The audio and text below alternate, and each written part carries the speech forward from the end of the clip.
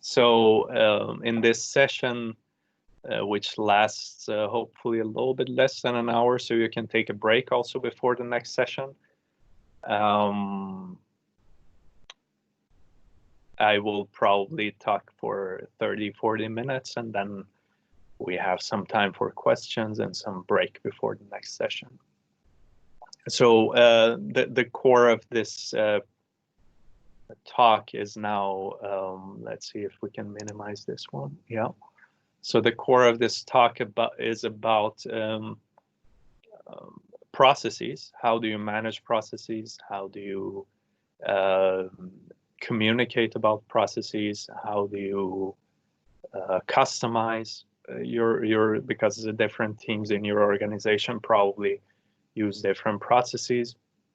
How do you make sure that your process complies with all the standards and requirements that are set on it by standards and by your company policies and your customer requirements and so on. If you can't hear me at any point, please just shout out, and yeah, let's get started. So we talk about ASPICE here just because there is a heavy focus on processes and management of processes in ASPICE, so it's a good framework to kind of center the talk around. And I hope to keep this a very hands-on session. I don't want to make it into a what is ASPICE presentation, but rather how do you handle your processes and make sure that you're also you can achieve a high ASPICE level in SystemWeaver. So yeah, as I said, it's we have the general introduction to ASPICE, and as I said, also hands-on. So what kind of questions can we hope to answer in this session? And there I have these 6 questions in mind. So let's say you're usually in an OEM or a tier 1 or some supplier, and you have some kind of process that you want to define and you want to communicate inside the organization. Then you want to also connect this process description to the different requirements that are set on you on standards and your organization policies. You want to communicate this internally and generate views on the process so that if someone asks what kind of process we have for a certain thing, you don't hand them a 600 pages document, but rather give them answer to that specific question. Or if they ask you, let's see, I'm quality manager. So what should I do? What kind of things do I need to think about? Another thing is that when you as a user actually is doing something in SystemWeaver, one thing that is lacking, that has been lacking so far in SystemWeaver, is to actually guide the users in a sense. To if you're standing, let's say, and you want to do a HARA, then you think, okay, what should I do here? Because I don't know the meta model, I'm new in the company, and so what should I do? Usually what you need is quite a lot of training and or someone that guides you, which still is always helpful, but it would be also helpful to get some in-context help. So another aspect of this is that now, let's say you have done something.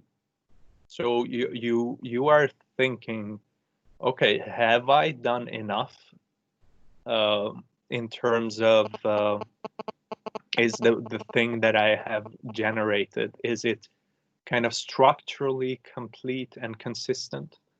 I'm not talking about technically, For example, SystemWeaver doesn't have an opinion if your car has 6 wheels or 4 wheels or 2.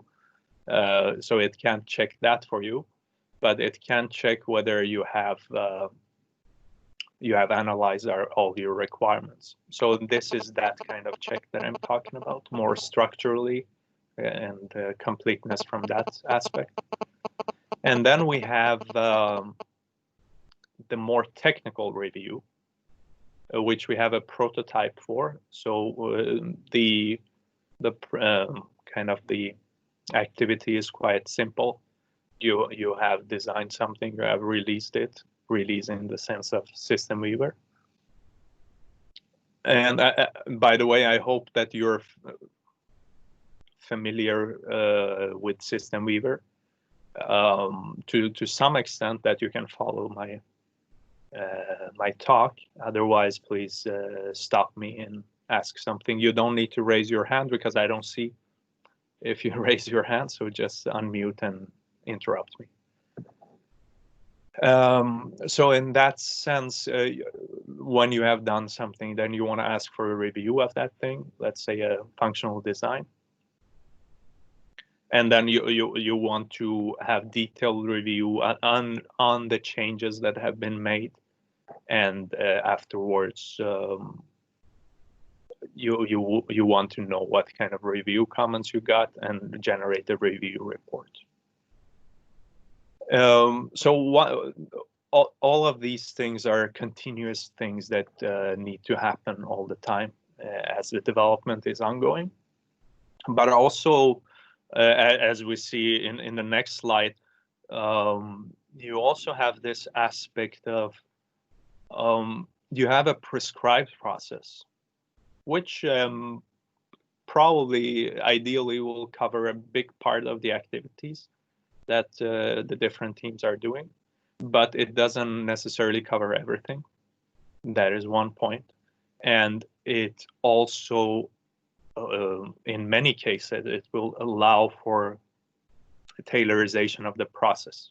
And you need to, if you want to have a serious kind of stance on process management, you actually need to track what did actually happen in the development of a certain product. So you need to document that exact process, because that is important for your safety case. It is important for ASPICE and process management. And let's say we are developing a product today, and in 5 years something happens, and you want to go back and see. One thing that you look at is, of course, your design and all the work products that have been generated. Another thing is that you look at what process did you use actually 5 years back, and is it documented? What was the argumentation for using that process? How can you argue about that? And for this, you need a good configuration management of your process as well, that evolves over time and doesn't kind of restrict you, and is more important than everything, actually is reflecting the reality of your organization. So these are the kind of questions we're going to go into. So ASPICE, if you look at it, it has a bunch of ideas about different processes in both engineering processes, supporting processes, organizational and management processes. I'm not going to go into the detail, so we have more time for hands-on thing, but you can have a quick look at this. You have the system engineering, software engineering processes here in the middle, and more like communication with the customers and suppliers. And I don't know if you see my pointer. If not, please someone say something. Then you have the management processes as well, reuse and so on.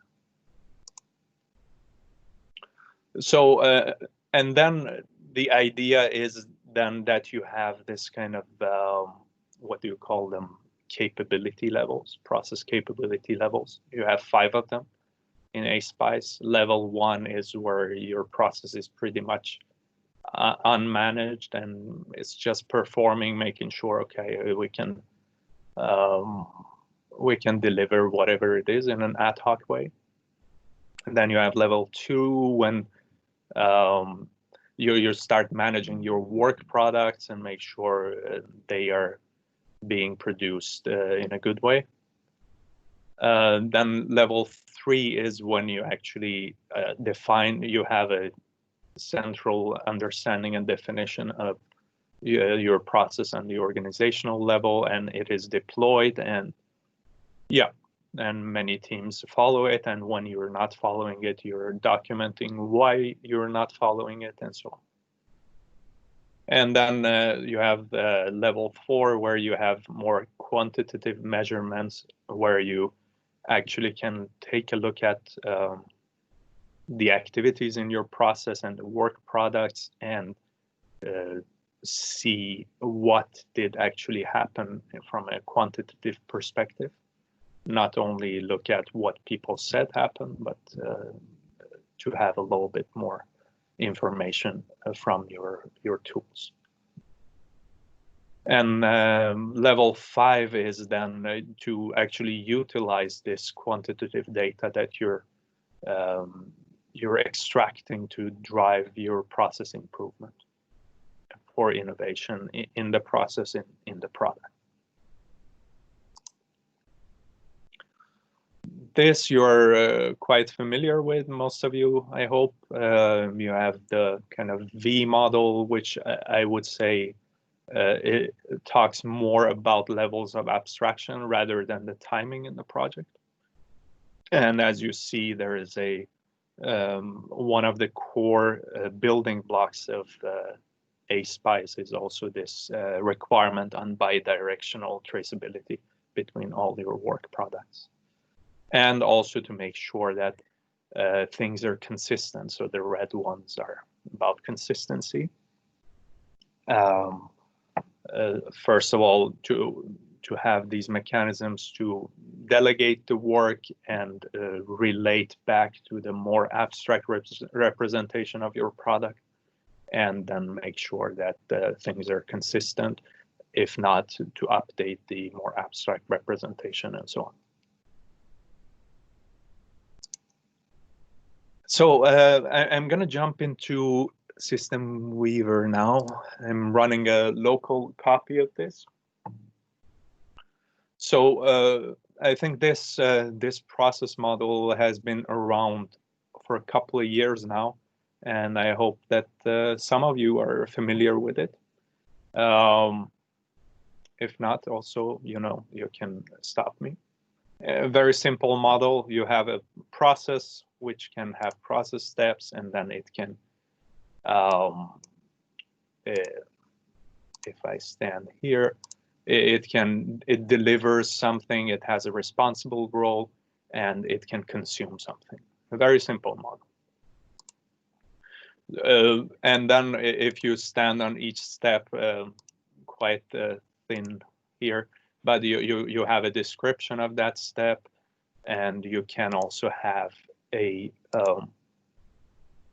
if I go here, I would see, yeah, you can have a link to to something that a standard is requiring, to a part of a standard or some company policy. So you have the standard reference here, which in this case is pointing to section 3.7 in ISO 26262. So once you have this process in step, then you can generate many views. You can look at it graphically like this, which shows you the whole process flow on the first kind of level, what kind of main processes you have.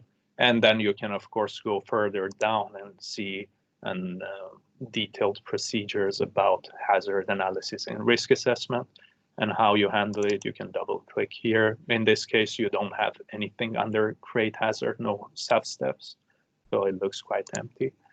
But you get a nice view of how things and the work products and so on are connected and how they can be generated. Sometimes you want to see, let's say you're standing on a create hazard and you want to see actually what is my surrounding. And you see, okay, create hazard, I'm producing a hazard here and I'm consuming guide words and item definition and use cases, which are provided by these other steps. And these hazards that I'm producing are gonna be consumed by some other activities. So this is a more graphical view. If I now stand here, yeah, you see the same thing about HARA, what kind of things it consumes use cases and it generates safety goals that will be consumed. And what you can also do is to actually generate this documentation as a report on any level that you want. If you actually print this, you're going to see much better resolution here. But you will see all of these graphical views generated, and then you will see a list of all the steps that are under this process, and yeah, their context diagram you will see,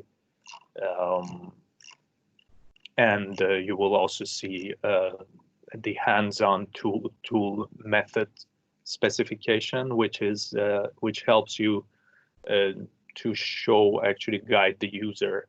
How do I actually do this activity in a tool? So this is methodological description is also available here. So this is one part of the matter. And then this kind of report is also available for a role. Let's say you're a feature owner. I don't think we're going to have much here. Maybe better to stand on a safety manager. Yeah, so here you have a bunch of activities that you have to do as a safety manager. Yeah. So you can generate this from different perspectives. And one thing that you can do, let's say some of these activities are going to be performed in SystemWeaver. And in that case, you can actually connect this process step to the meta model of SystemWeaver. And then let's say you're standing on a safety goal. Here, it will generate a report for you, which is for safety goal, what kind of process steps do I need to follow? And this is a nice thing because you can also get contextual help while you're working in SystemWeaver. I'm going to show you, jump to another, actually, this was the process view. We're going to jump to the product view. I'm standing here in a structure like this, and let's say I'm doing a HARA, which is, as you see, this is hazard identification. And we were thinking about safety goal. We just saw the report over there. So if I'm standing on a safety goal now and clicking on this contextual process help, then I would actually see exactly the same report that I showed you in the process tab, which is what should I do here? Then we say, okay, one of the steps is that you need to do hazard analysis risk assessment. The other one is to create safety goals.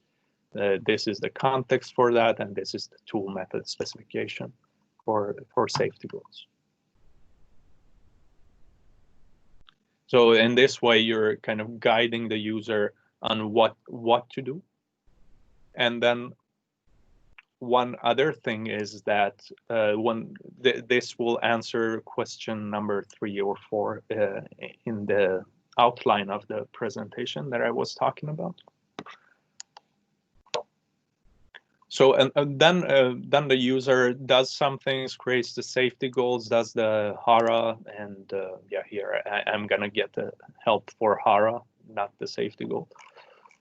So all this help you don't need to change actually here. If you stand here and jump around, you will get contextual help for that specific item type that you're standing on.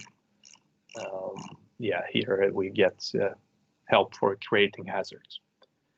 So now that me as a user, I have done the work, then I'm wondering, okay, did I miss something? It's like a question that many times you ask, did I follow all the steps and so on? Of course, it's not going to have an opinion if you have missed, like, to analyze your driving situation when it's raining, and then your cruise control, whether it works or not, or whether you're going to have a sudden break. But it will tell you some things, like, okay, you have a safety goal here that you haven't assigned any. It doesn't inherit any ASIL because you haven't. You don't have any hazardous event connected to it, or you have some unanalyzed hazardous events and so on that you can point to. You see, this one actually, it is an. We can go here. Actually, it's unclassified ASIL as well, so it's probably in that category as well. But you see, okay, I haven't analyzed this further, so I need to set an ASIL, and then if it's more than QM, set a safety goal to actually prevent this hazardous event from happening. So we were here. This is the inconsistency views that will answer this question. Do I have some systematic incompleteness and structural errors in the model in SystemWeaver? So here we answer many of the questions that I had in the outline already. So one more thing that we want to do, let's say every season, every quarter, or every half year, or every year, you want to ask your process, you want to ping the whole organization somehow that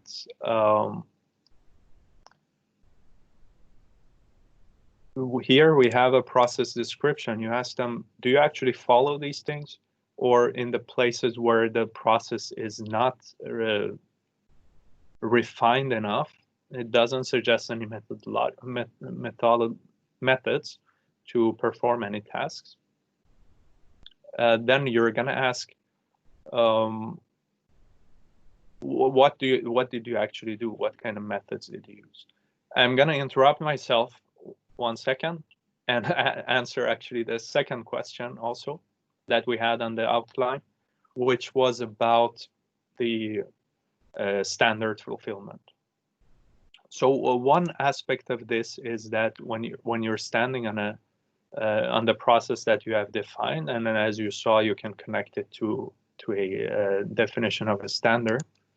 So one question you want to ask here is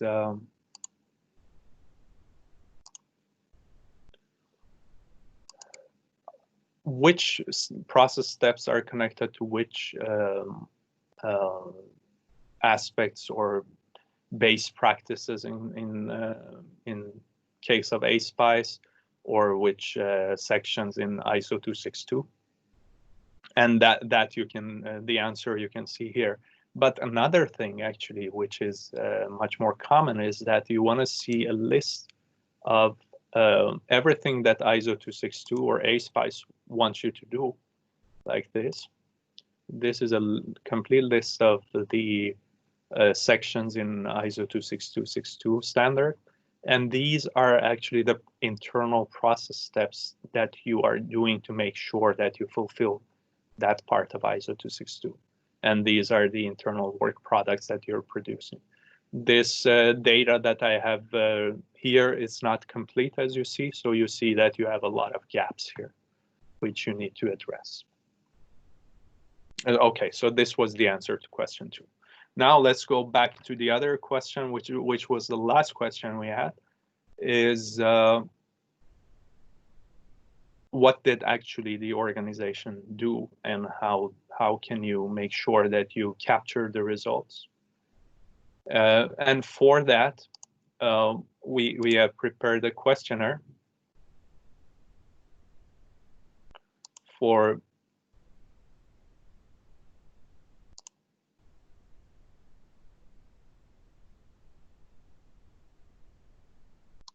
Let me make sure that I'm viewing everything that I need to view. Yeah, so I go back to the process here.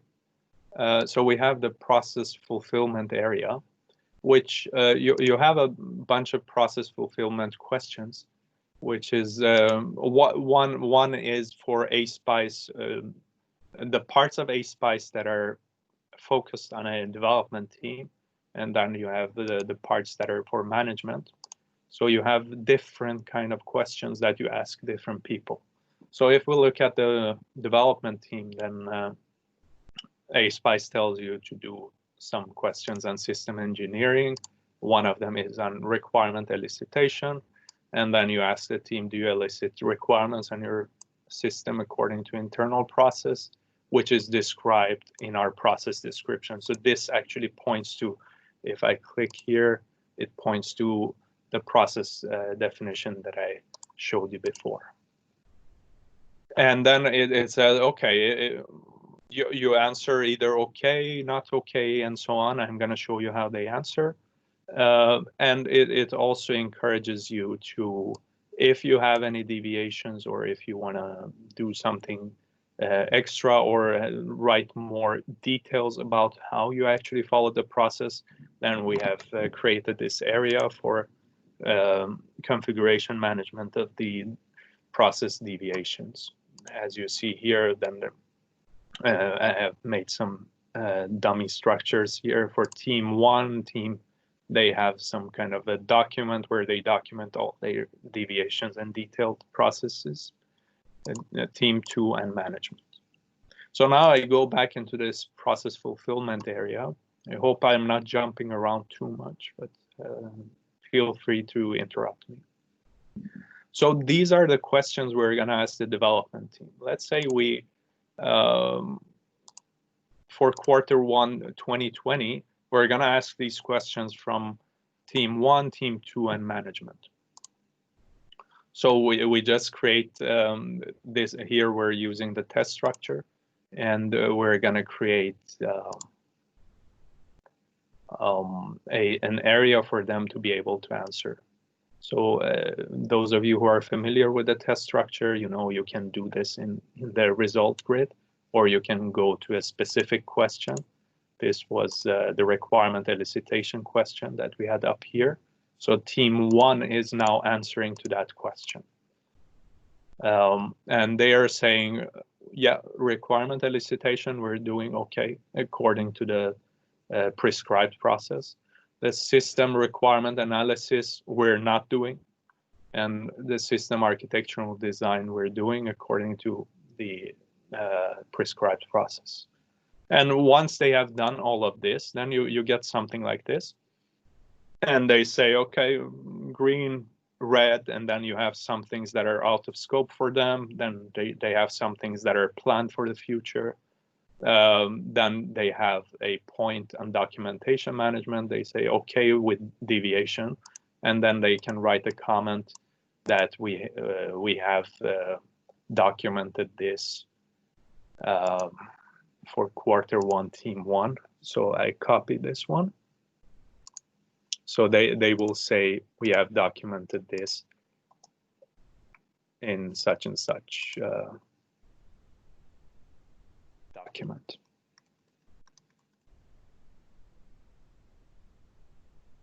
This is the XID of that document. Then I can also expand. Then you see, then you have very good actually control and view of what was happening in Q1. So if I stand here and look at the result history, then I see, okay, for requirement elicitation, these 2 teams are good. Management hasn't answered for some reason. Maybe it's out of scope for them, but then it's good for them to actually write out of scope. And then you get a very nice visualization of the process fulfillment in your whole organization for Q1. And then for Q2, they haven't answered yet. One other view, you might want to have it over team, then see how actually the team 1's processes were evolving over time. You have answers for Q1, but not Q2. Yeah, I haven't filled in the answers for Q2, but I think you get the idea, which is the important thing. Yeah. So these were the demo part of the presentation. And as I mentioned, also, there is a prototype for reviews, how to do more technical reviews, because what I showed you now is it's an automatic kind of review of your data structures. It's like the unspoken or even spoken rules that are not covered by the meta modeling are covered by this thing. But then you have other spoken or unspoken conventions that can only be analyzed by a human being, or an engineer needs to go through them and review them. So for those parts now, there is a prototype for how to perform such a review. Let's say here you have an AutoSAR system, and once you have released this AutoSAR system, then you want to do a review. So you will create a review task package up on this level, and then for each of these sub-levels, you will have review tasks, which you will assign to different people. And this is the view as it looks like right now. This is the review task package, and then you will see all the subtasks to that. What is the status? Reviewed okay, and this is in progress, and so on. And once you have done all of these, then you can go ahead and actually close this task package and say that this AutoSAR system has been reviewed now, and then you can generate a report for the review as well. Yeah, so that's what I wanted to show you today. And if you have any questions, we can take them now.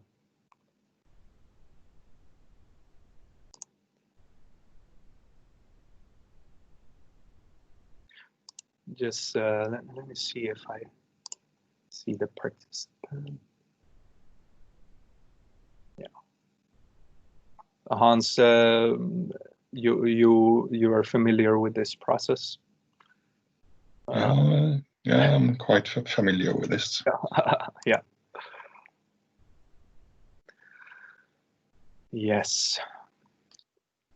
Is this prototype for which you showed last, is that something that will be available? Yes, these views are available, but the review prototype is going to be available. I think the best way to answer that is that if you have interest in that, then we can set up a pilot for you. And yeah, maybe that's the best way to do it. And then we make sure that it actually addresses the needs that you have.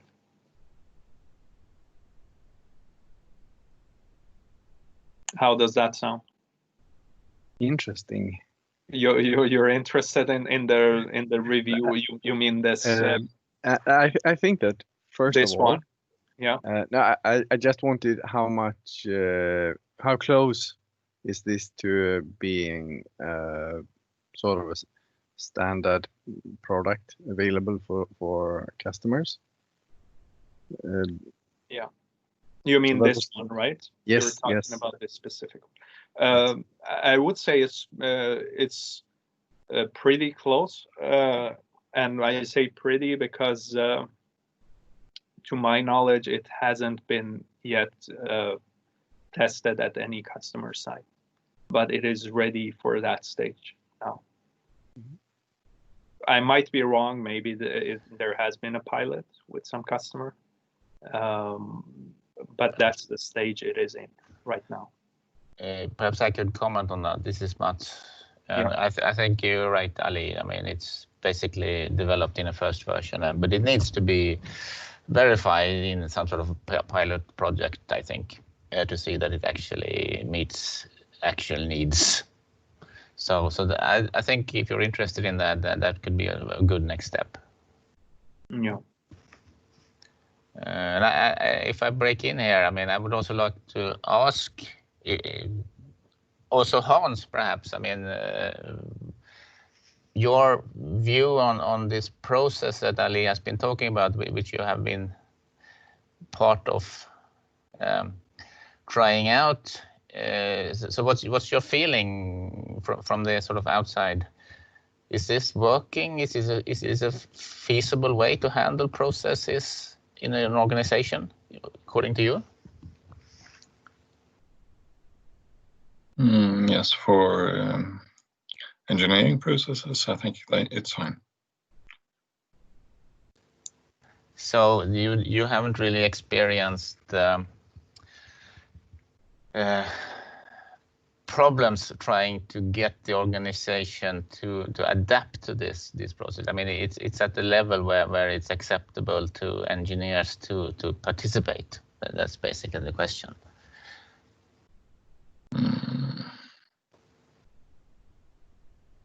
Yeah, there's always the question on automation. I mean, a lot of this, whether you've actually performed the steps, can actually be measured in the models. Yeah, to simplify it, I mean, the answering, so that to automate that in some sense would be a good step. That's what you're saying, or? Yeah. So have you? I mean, have you looked at that? What it would mean to capture it in the data, so to speak? Capture what in which data? I mean, if you're ready with something, I mean, if you want to read that out from a model, I mean, you would have to have some sort of thing that appears or changes status naturally to be able to capture that and see that you have finished this step. I mean, do you think that these sort of things already exist, or would you have to extend the model somehow so you have some sort of item saying I'm ready that you create, or how do you envision that? Well, we have the meta model for all the work we're doing in SystemWeaver, so I think that's the best basis to use for. Yeah, so you don't really for see the inconsistencies and whether the work has been done. So the meta model you have would be sufficient to capture this automatically. That's what you're saying. Yes. Yeah, good. But you have different types of questions here as well. Some of them can be answered, and you can look in SystemWeaver and actually extract whether some team has done their, let's say, safety analysis on a feature. This is one aspect, and then in some, but we're also keep in mind we're after the process and the methodology here. I have a hard time with that word today. So even if you have done the, if the data looks the way, looks in a good way, sometimes you also want to ask this additional question of, okay, where are you storing your data when it's not obviously in SystemWeaver in a specific place, and actually what kind of methods did you use to come up with those safety goals? Just because you have a complete set of safety goals from your perspective doesn't answer the question, what kind of thought did you have behind reaching to those safety goals? So this is a place to answer that question. For example, if you're working with a guide word driven approach, then you would document that here. Okay, good. But of course, everyone wants everything automated, but some things we can't be automated, or at least not right now. So. Hi, Ali. Hi, Patricia. I have a question more maybe on the philosophical side. Yeah. So we saw this demonstration on the meta model for the assessment, and then in the next you showed us a review methodology. Yeah.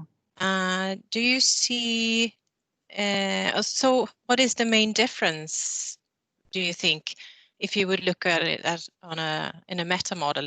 Because I really liked your way of using the test model and using the meta model for the help. I think you're really clever there, thinking outside the box. Nice I really like that. Yeah. So, and I mean, we usually struggle, with having external programs and stuff like that. But then I saw that you used when you follow up on the process, with the assessment, you used the test model. But then with the review, you had another way of working. Is that just to showcase the different possibilities, or is it? No, the review plugin is applicable. Let's say you have done HARA. So pretty much everything that you do, ISO 262 requires you to do a review of that. So it's very common nowadays. So let's say you have done this HARA. Then you want to review this specific data that you have under the HARA. Does this sound reasonable? This is an engineering aspect of things. Does it sound reasonable that we have a car with 5 wheels? That is the question you ask here, huh? The question you ask in the process area is, what kind of methodology did you use to retrieve your safety goals? Did you use a keyword-driven one? How did you manage your documentation? Or how do you do when you do testing on integration testing? What is your methodology? Where do you write your test cases? How do you execute them? What do you choose to bring into your test cases? So this is a more methodological aspect of things. This is the more review of the concrete data that you have produced. But do you see then that the review and the assessment, could you possibly have used this similar way of, could you use the test model for both of these, or is it that you see that in the assessment or in the review you had a specific meta model? Is that due to the way you do the review or the audience, or is it? Actually, that meta model was not for review. It just happened to be in the screenshot that we are reviewing this AutoSAR model. But you can review anything with that meta model. And the nice thing with it, and you don't even see the review meta model here. What you see is the front end of it. That here's a task, you want to review this particular thing. It could as well have been a HARA that you review. Then you put the review task here, and maybe you put the review task on each one of these safety goals or whatever. So you could, in essence, the idea is that you could use any meta model and use the review model. So you sort of configure that. Okay. Or hopefully minimal configuration, because of course what you need to configure, let's say if you want to it's the type of questions that you ask on each level. You don't ask the same questions on to review a HARA that you do to review a subsystem design. So what you could do is to try to have a what do they call it? It's like a task list for a review, what kind of thing do you need to consider? Of course, in the end, that is not going to be completely covering the review. It's going to be an engineering opinion as well. But you also have some guidance of not to forget certain things if you're reviewing a subsystem, for example. So you have a checklist somehow, no, for the manual reviews, as you have a checklist for the more structural and systematic reviews that I showed in SystemWeaver. Oh, thank you. Thank you for the presentation. Thank you.